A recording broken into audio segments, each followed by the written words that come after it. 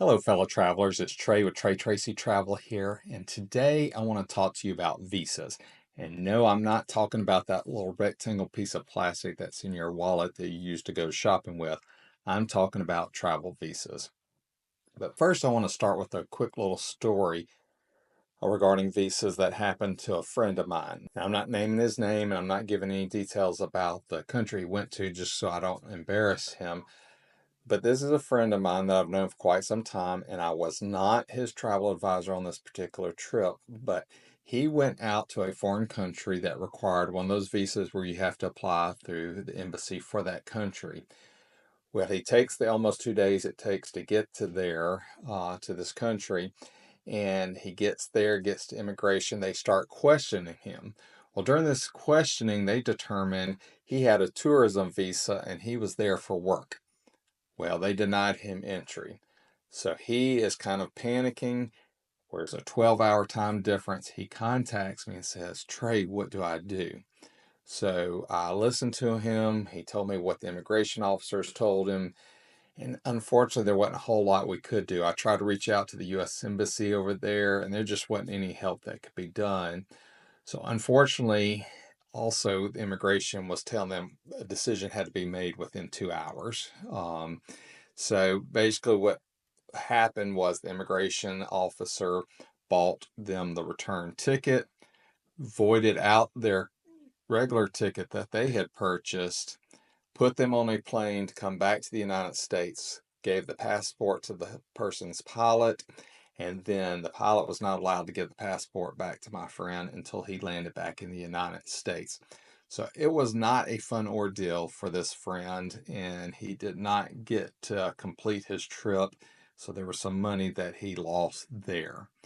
So that being said, when you travel to a foreign country, it is very important to determine what kind of documentation, especially a visa, that you need.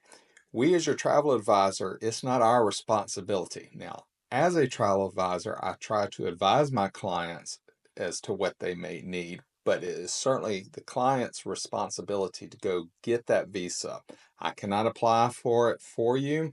You cannot have any other travel advisor apply for it.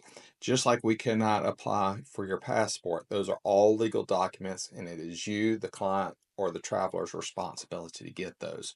So make sure when you get ready to leave for a foreign destination, talk to your travel advisor and ask him or her what kind of documentation or what kind of visa that you will need. Some countries do not require them.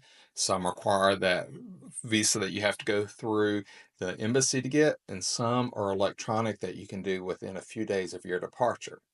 Now, speaking of visas, there are two types of visas that are to go in effect this year. The first one is already in effect, which is for the United Kingdom, and it's one that you can apply for online. It's roughly about 10 pounds or about 13 US dollars, and that's per person, and I believe it's valid for 2 years. But that is required for traveling to the United Kingdom or flying and having a layover in the United Kingdom.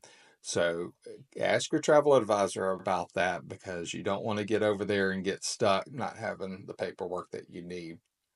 The second one is the EVTA, which for us in the United States, this is anyone traveling to one of the 29 countries in the Schengen zone. This is supposed to go into effect in May. It's already been delayed a couple of times. There's a good chance it's going to be delayed again. So if you're expected to leave out of the United States to go somewhere in Europe after May, talk to your travel advisor to see if this particular visa is now in effect or if it's been delayed.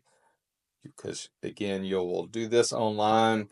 You can do it a few days before departure, but you want to make sure you have what you need. But you also don't want to be chasing down that rabbit if it hadn't gone into effect because it got delayed. So talk to your travel advisor. But speaking of travel advisors, if you do not have one and you need the assistance of one, contact me. I would love to help you. I'm Trey at Trey Tracy Travel, also known as Triple T. My contact information is down in the description below. I do require all my new clients to have a complimentary consultation call with me, and that's just a chance for me to get to introduce myself and my travel services and to be able to hear all your travel plans so I can tailor your trip to best fit you so you can sit back, relax, and go have that vacation of a lifetime. So look down the description below, contact me, and let's talk further about your travel plans.